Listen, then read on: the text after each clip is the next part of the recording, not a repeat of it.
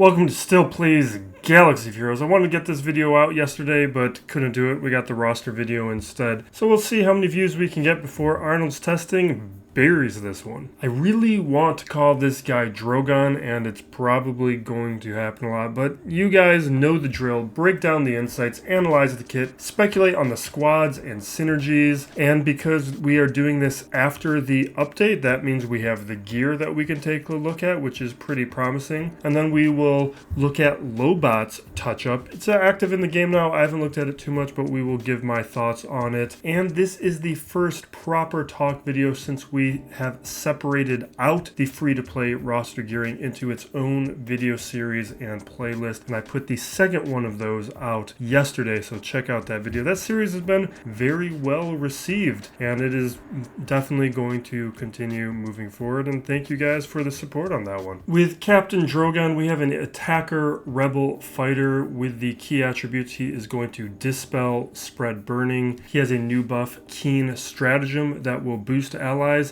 I would think about it a little bit like Hermit Yoda and Master's Training. He is going to have some powerful damage potential. With the strategy tips, he's meant for GL Leia, but he will work with Saw and Mon Mothma in the meantime. His unique has damage synergy with the rest of his kit. His opener move will be squad dependent. The basic they highlight as being a particularly good choice under GL Leia, and burning will tie into Leia, and that means a new home for R2. So possibly a clue for a little bit of Leia's kit. Now on to the kit breakdown and analysis. The basic ability, coordinated shot. This is a Zeta ability. A Zeta on a basic is rare, especially for a marquee level character, so that is noteworthy. And this ability does special damage to the target. If the ally in the leader slot is a tank, the attack can't be evaded. So this is CG's way of letting us know GL Leia is a tank. That information is spread out through the community. But what I find most noteworthy here is the strategy tips portion we just went through suggested the basic was the best ability to start Drogan with under Leia. So that is something we will need to keep in mind because there's not much here. If it's Drogan's turn, stun target enemy. If it's not Drogan's turn and the enemy is Empire, inflict offense down. So this is a weird conditional, makes me wonder about counters and matchups and the scenarios of why this would be relevant. It's something that would be nice to pair maybe with a Cara Dune on a Mon Mothma squad to halt troopers or certain counters. It's something to monitor because Cara Dune has that guaranteed stun against Empire. So if you combine the offense down with the stun, that might increase the efficacy of a Mon Mothma squad. That's what I'm kind of thinking about here. I thought about it. I was almost going to jump to the unique ability. There's some things I want to talk about in terms of how it relates to the basic, but we'll just do that in order. We're just going to continue on here with the special fire support 3-turn cooldown. Dispel and deal special damage to the target enemy. If already debuffed, deal special damage an additional time, so 3 times if the enemy was debuffed. Inflict burning on the target enemy, and if the target enemy was already burning, inflict it on a random enemy that doesn't already have it. This is the YR2 condition. You'll want R2 fast so that he can land burning first, so that when Drogan attacks, he lands that additional special damage and helps spread burning if it either was resisted when R2 applied it or expired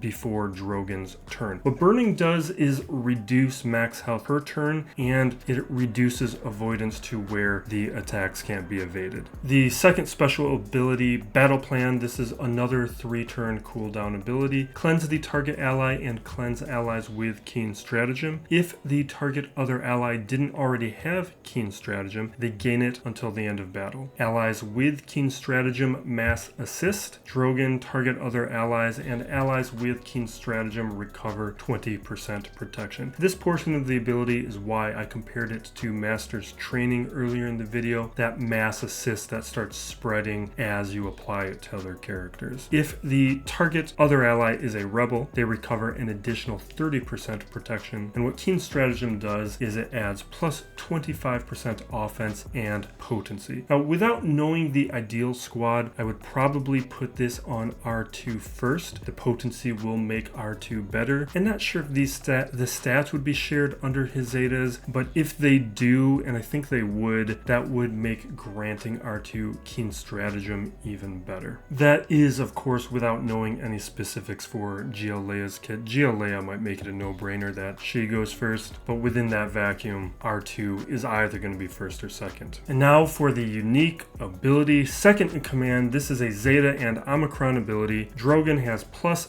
50% potency. Whenever his turn meter is reduced, he recovers 20% protection and gains 60% offense. The first time each encounter Drogan uses coordinated shot, he is going to deal 75% more damage. And this is the key part of the kit that I really want to highlight because, and this is what prompted me to even consider doing the unique first in this kit, and when I was looking at the basic ability, what I was alluding to, and what the insights and tips portion of this kit reveal also alludes to. This is major because if you recall from the earlier post about Galactic Legend Leia Organa information where we got the rest of the requirements and we got some teases about her kit, there's a major piece of information here, and it's in this third paragraph where they said Leia's ability has led to some significant damage output, oftentimes eliminating an opponent in one blow. So if we combine that with what CG hinted at in the strategy tips portion and with what this unique ability says here with the additional damage, this is the character that I think is going to be eliminating enemies with one blow. And also it says he's going to recover protection and gain offense whenever his turn meter is reduced. I would not be surprised if there's some portion of Leia's kit that triggers that. If Leia can either in a targeted way remove turn meter or if she removes turn meter in some other capacity. I think that's a little bit of a clue. So I would assume under the right circumstances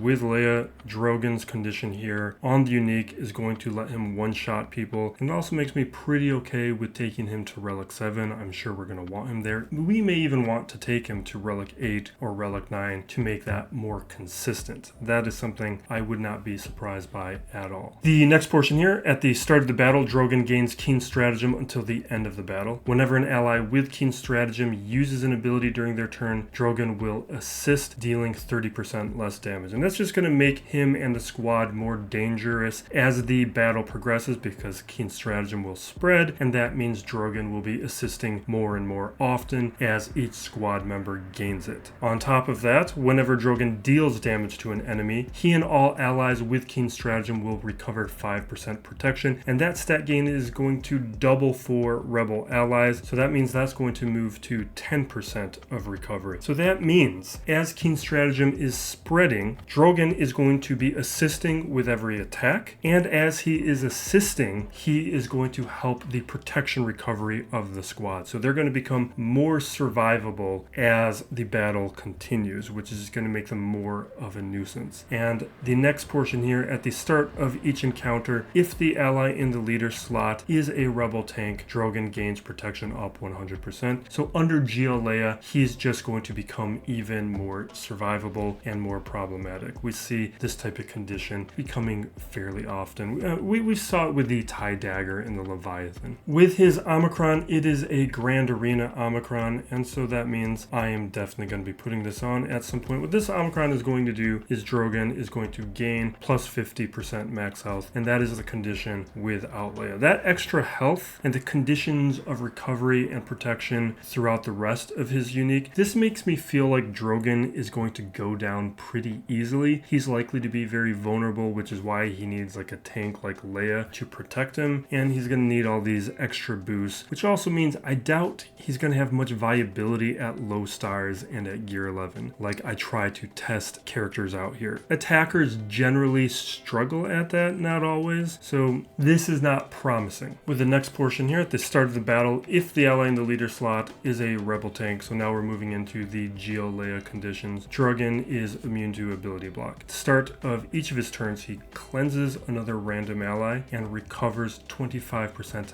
health and max protection. So now we're getting even more survivability on top of ability block immunity, which is just going to make sure that he can spread Keen's stratagem without being interrupted. So that alone is an extremely important aspect. The next portion here at the start of the battle, if the ally in the leader slot is a rebel fighter support, whenever Drogan scores a critical hit, all rebel allies gain 10% turn meter. So this portion of the kit is going to allow us to use it with Saw or Mon Mothma and get a little bit of utility. I wouldn't be surprised if Leia also is going to have a rebel fighter support tag, so to make sure that this aspect is also brought in to the GL squad level. But my overall conclusion about this is I feel like it is an Omicron that you can probably wait on until you get Leia, because I don't feel like this is going to be good enough on its own to use, especially without Saw's Omicron. Maybe with Saw's Omicron, the combination of the two of them can elevate the Saw squad to be meaningful, but then we're talking about a 2 Omicron squad that potentially has an expiration date with its relevance, because if once, and inevitably it's going to happen, that Drogan here moves over to a Saw squad, then that means that Saw Omicron that you put on to get some utility out of Saw when he's paired with Drogan cease to function. So there would need to be a replacement, and there's no guarantee we are going to be seeing that. And Omicrons that potentially have an expiration date, and in this case I mean the pair of them having an expiration date, if it does indeed exist, that is something I am very hesitant to ever consider. It's why I'm very hesitant towards raid Omicrons. It's why I never considered the Bosch Ami. Yeah, it was on discount, but it doesn't matter. You spent 10 Omicrons for an Omicron that you're not going to use anymore. The Scout Trooper, though, I'm considering that one a little bit more, just because he was clearly designed with all of this intended, and I'm sure that our goals within the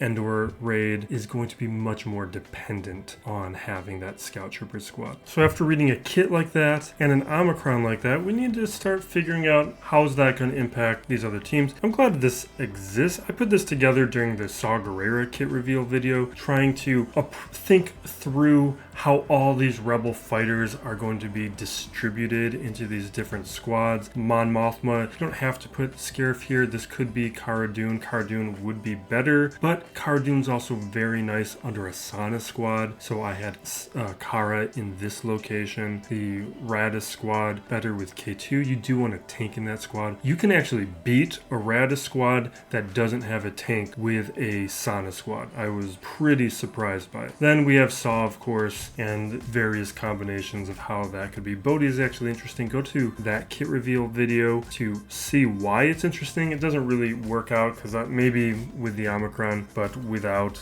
the squad just doesn't have the ability to punch up. So maybe at relics, whatever. Now with the Mon Mothma squad, we can look at what Drogan is going to do here. Let's just eliminate these guys for the moment so that we can look at this in a more of a pure state. We know that we're going to be considering Drogan, and we are going to definitely be considering Kyle Katarn because of how he boosts up speed and every other thing there. And ideally, probably Cara Dune. I mean, she has awesome synergy with Kyle Katarn because of the potency up and her not dying. And what, as I alluded to in the video, she is going to have some ability, or the Mon Mothma squad is going to have some ability to be a very strong counter to an Empire with the synergy between Drogon's ability with the offense down and Cara Dune's guaranteed stun up against the Empire. That final slot, I would probably, in this case, give it to Pow, although Scout is going to be interesting. And maybe even Scout would be better because of how Keen's stratagem is going to work, because of all those extra assists. That means Hoth Rebel Scout could gain more turn meter through how his basic ability, or his unique ability, whichever one it is, works. Actually, it's both. It's the basic he gains turn meter, but his unique, it also, it gives him turn meter when enemy Empire characters are taken out. So there's a dual aspect going on there, which would also feed into them being strong up against the Empire potentially.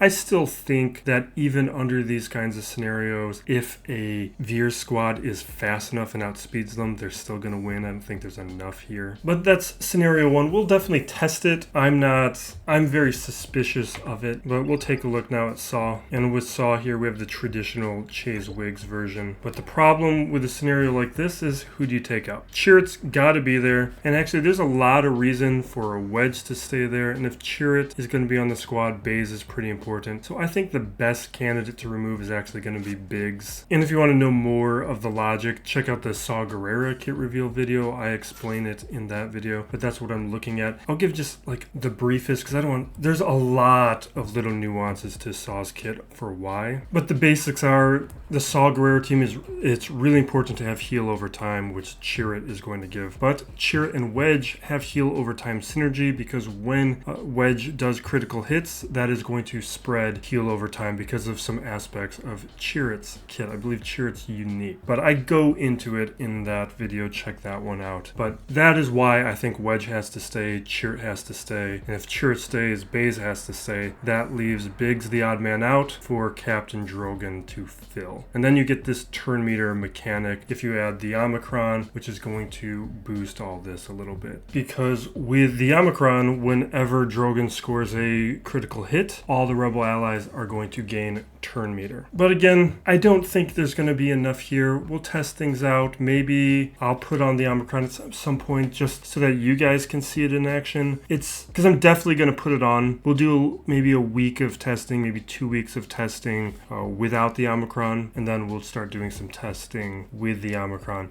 see if it changes anything. It's not an Omicron that's going to be wasted regardless of when you put it on, because we're going to need it eventually for the Leia squad. But I think we can all benefit from knowing when would be the best time to utilize it, because there's an opportunity cost. Do you put it onto Drogan, or do you wait for like Malicos and have an extra one to put on Malicos? Because this stuff goes quickly if you're not careful. So if you're able to wait and put it on in 3 months time, that might be a lot better. Now, one of the benefits of doing these kit reveal videos on a Wednesday night and on a Tuesday night is we have the gear information in game. So now we can get a little bit more information. And what we have with Captain Drogan is a pretty easy to gear character, at least to gear 11, and that's the first threshold that is relevant. That's the staging ground I advocate, and it allows us to do a little bit of testing to see if they have low star viability. Now, I don't think it's going to exist with Drogan, but let's just say it does. In the scenario that it does, you'll be able to get him up and running pretty quickly. He's not going to be like a Rex situation or a Saw situation, which needed a lot of Kairos pretty early. Instead, Gear 7, I like to look at Gear 7 because of the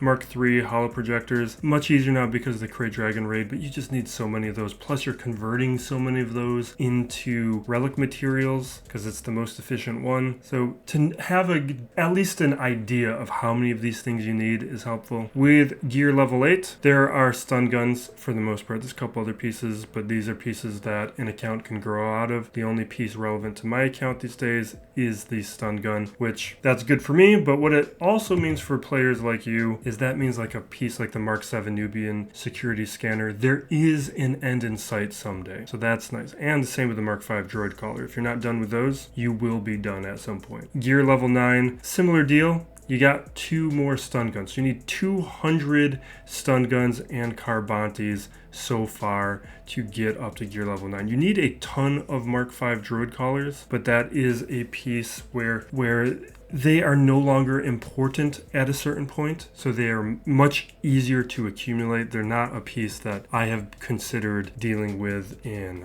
at least a year, if not longer. Gear level 10 is where we see the first Chirotech set, and other than that Chirotech, nothing really of note. Mark 6 thermal, that's the thermal detonator that you could finish. The Mark 5 thermal, that one remains a bit more of a pain, but the Mark 6 thermal you will be done with someday, especially if you build your roster out like I do. And that means getting him to gear 11 is going to be very easy. It only costs you 1 Chirotech. It will cost you like 400 stun guns, 400 Carbantes, but the Krayt Dragon raid has made that relatively painless. Now gear 11, to get him to gear 12, this is where it gets a little bit more expensive. It's going to cost you 2 sets of Chirotechs. But as far as a gear 11 to gear 12 goes, this is minimally inconvenient. It doesn't have a stun gun. It has a Mark IV back to gel, but everything either has like the Mark IV back to gel or the Mark 6 droid collar. He has both here, but this is very manageable, and it gets him to 3 total chirotechs to get to gear 12, which is not bad at all. At gear 12, what we see here most importantly is the finisher piece requires the chirotech computer. That is the easier of the two pieces because not as many characters use it as a finisher, which means it's less in demand. Usually the chiro prod is required almost at a 2-to-1 rate to the chiro computer. It's probably more like 1.7 or 1.8. And at that point, that means this is a much easier finisher to accumulate. It's one that I don't really purchase. Because of the quantity of chiro prods that you need, you can almost passively accumulate these and just focus on buying the chiro prods and still finish at about the same time. I'll supplement every once in a while. I'll buy like 15 with a get, but I'm usually using the majority of my get on the chiro prods. Now, on the negative side, what we see here, and you can see it, there's medpack, medpack, medpack. You're going to need 120 of the medpacks, and then you have 2 of the multi-tools, so you're going to need 80 of these Nubian security scanners. And those Nubian security scanners in the med packs you do need at very high rates. So that is something to be aware of, and make sure you are farming those, buying them out of the shard shop store every chance that you get, because those are pieces, especially the med pack, that you need in some pretty extreme numbers. So that is really kind of the hardest pieces within this kit, because on the chirotech end, he actually needs them at a lower rate than a lot of other players, and the ones that he need somewhat manageable. And now we transition to our boy Lobot, and what we're going to do right now actually is we're going to add these omegas, because I do want to do a little bit of testing. Normally I'd put this in a separate video, but they're only omegas. So we'll throw down these omegas and we'll splice in a little bit of footage while we talk about this. And he's actually getting a pretty nice big boost here with this touch-up. With the basic ability, Calculated Aggression, before this was just damage with a defense down chance. Now its defense down is guaranteed, but the big change is target lock synergy with foresight. If they are target locked, Lobot gains foresight. If the ally in the leader slot is a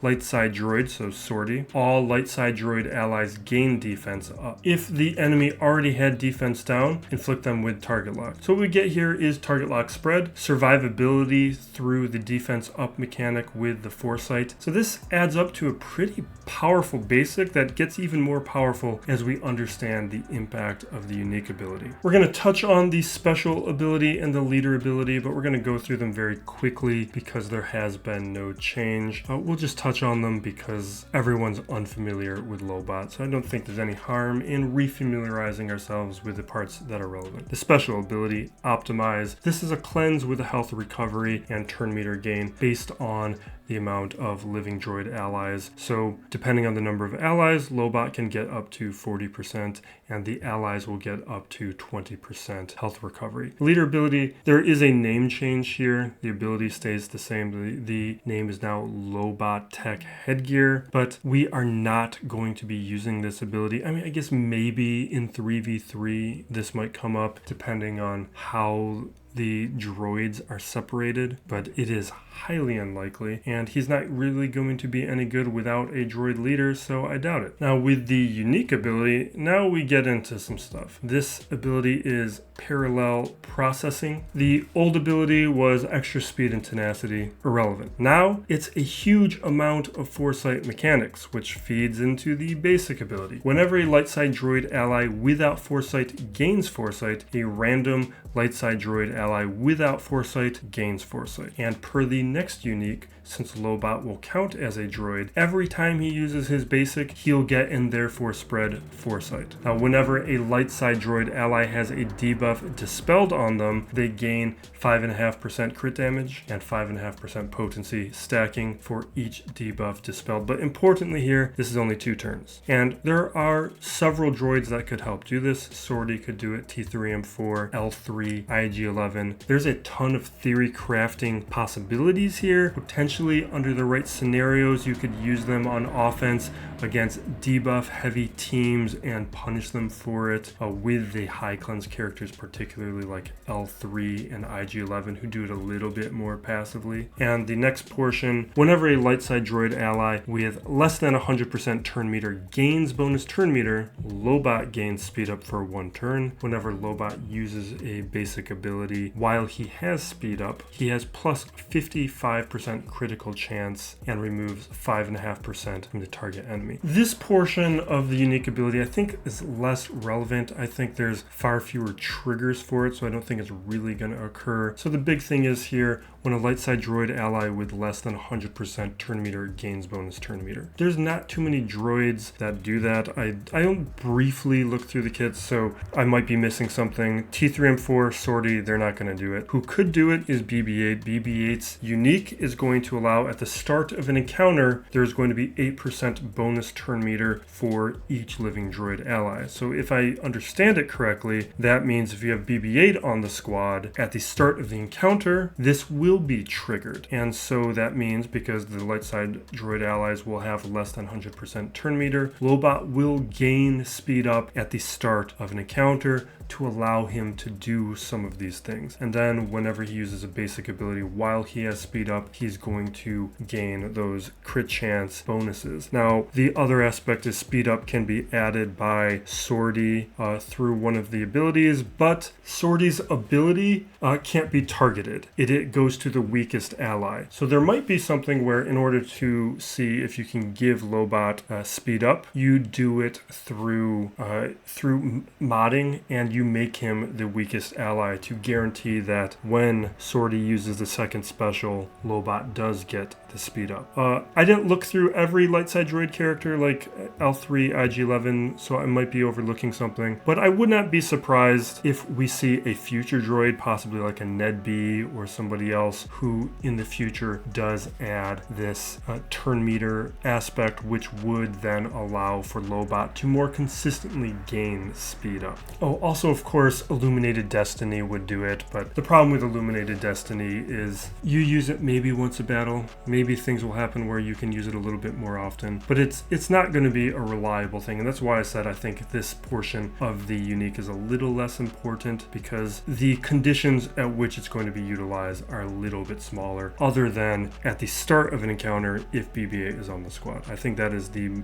most relevant condition in which this would trigger. With the second unique ability, this is cloud computing, which is also why the leadership changed, because the leadership used to be cloud computing. If the ally in the leader slot is a light side droid leader, Lobot gains the droid tag, and droid allies gain 10% potency and 25 speed. So this is critical to everything else functioning, and Sortie being the only really legitimate light side droid leader, that makes it by default the character in question who's going to be used here. Now, whenever a light side droid ally is inflicted with a debuff, inflict target lock on the enemy that inflicted the debuff for 1 turn, which can't be resisted. That's going to help the target lock spread, and it's just going to help the overall threat of the squad. If you use them on offense, it means that you're going to want to target teams that utilize debuffs, and it means if you are facing this team on defense, you're going to want to possibly not use a squad that inflicts a lot of debuffs up against them. Just things to keep in mind when we start forming counters. Now, whenever another light side droid ally uses a basic ability against a target lock enemy, they deal 35% more damage and Lobot assists. And while light side droid allies have foresight, they have plus 50% critical chance, and whenever they use a basic ability, they inflict speed down on the target. Now, another aspect here, when it comes to the target lock synergy, when it comes to inflicting debuffs, because if you're inflicting debuffs, you're inflicting target lock onto the squad, like if you're on offense up against the squad. So then, if the target lock has been applied, you are now increasing the chances that foresight is being spread around. So there's these compounding effects that are going to make the squad even more of a nuisance. So it makes sense to me a squad like clones, like specifically like 501st clones, could potentially be very effective here because they get tenacity up, which is going to reduce the target lock, and because they don't inflict a lot of debuffs, which is going to help them out. Now, there's other squads, like if you have a fast enough Bad Batch, you probably are going to have enough of advantage to okay. Characters like Wampa, Omicron are probably going to be fine. I don't think that as this faction stands right now, we have enough here that they're going to be a problem, but I still think they're going to be a very good squad and worthy of being used. I think Lobot overall this is a pretty solid touch-up. I think the final thing to note in this portion of this, because we are about to go over to squad synergies, is the portion here whenever another light side droid ally uses a basic against a target lock enemy, they deal 35% more damage and Lobot assists. So that means with target lock on the field, you're going to increase the damage output, have Lobot assisting, and remember from the basic ability, with Lobot assisting, if you're hitting somebody with target lock, Lobot's gaining foresight, and if he has foresight, he's spreading it to somebody else. So that means there is going to be a huge target lock and foresight spread. Now, the AI might not be particularly good at that, so it might turn out that this squad is just better on offense. These are things that we're going to have to test out, but potentially there is going to be very annoying spread of target lock and foresight going on. That is going to require certain counters to deal with. With the squad, I think there's a few things to address here. Of course, Sortie is the leader. I would have liked to have tested this squad without a relic Sortie. So if you haven't gone after Leviathan yet and you don't have Sortie at relics, I think you could have some fun here, because there is some potential for this squad having some even early game viability other than like Kairos being an issue on Sortie, but the rest of these characters are a little bit more obtainable and not as gear intensive. But we know we have Lobot, and with any droid squad, you can't really get by without having T3M4. T3M4 with the Zetas, specifically combat logic upgrade, very important. Also, should be noted, if you don't have T3M4 at relics, don't put on the Master Gearhead Zeta. I did, because I didn't really fully understand it. It is about spreading the armor penetration and the defense penetration, but you don't really have much of that below relics. So it's not an effective Zeta at that point. But here's where it gets interesting. Now, I think BB-8 is going to be pretty valuable for the other reasoning that we've already established here, but we've already mentioned a number of other really potentially interesting candidates. One, IG-11, because IG-11 can dispel and cleanse debuffs very effectively, but he's also very good with Quill, and they have other squads that they're effective on, so possibly not utilizing here. Other droid, of course, L3. When you attack L3, and L3 being a tank is going to protect everyone, when you attack L3, he or she is going to cleanse a debuff from one of these characters. But those are the light side droids, of course. I think we need to talk about dark side droids. Now, there is also IG-88 that we could talk about, but IG-88 has an effective home with Afra. So IG-88's probably not going to be worth looking at here because of it's separating out other squads. But Probe Droid we can talk about. And the reason we need to talk about both IG-88 and Probe Droid is because they have target lock synergy.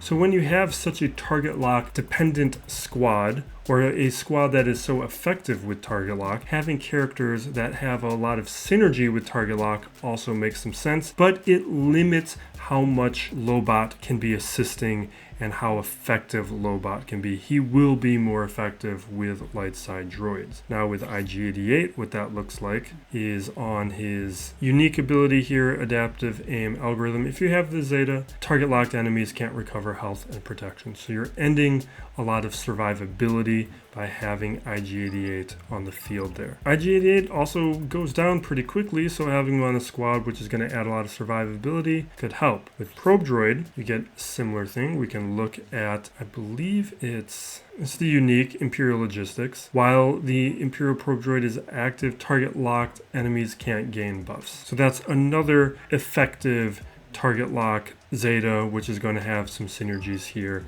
that could potentially help out with T3M4 and Sortie. But at the same time, I think because they're not helping out the rest of the squad, even though the target lock synergy is nice, that's going to be less important than having Lobot assisting and spreading target lock that way and spreading foresight.